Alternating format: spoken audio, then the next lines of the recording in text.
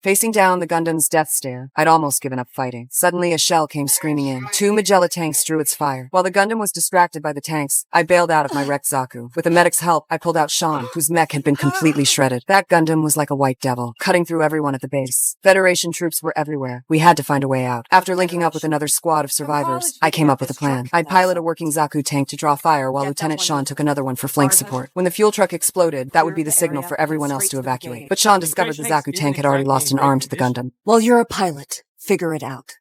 Roger, Captain.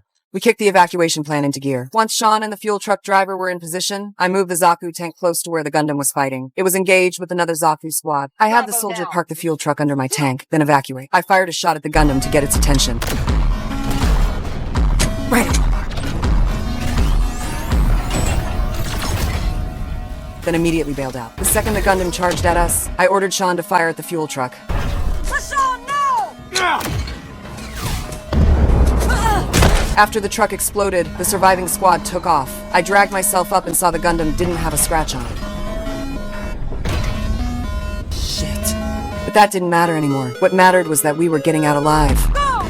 I hopped onto Sean's beat-up Zaku tank, and we bolted from the battlefield at top speed. But the Gundam wasn't done with us. We'd pulled back to a village, thinking we'd finally shaken it. You're doing fine, Lieutenant.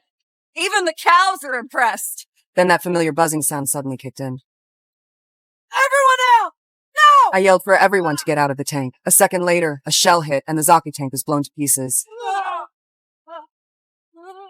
We turned around and saw the Gundam standing on the hilltop, staring us down. It suddenly jumped and landed right in front of us, raising its machine gun to finish us off. At the last second, 2 Zaku pilots showed up to save us.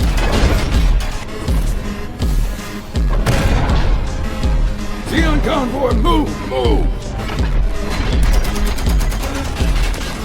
Under their cover, we made it onto the main convoy train and escaped. But those 2 Zaku pilots didn't make it out. They got torn apart by the Gundam's firepower.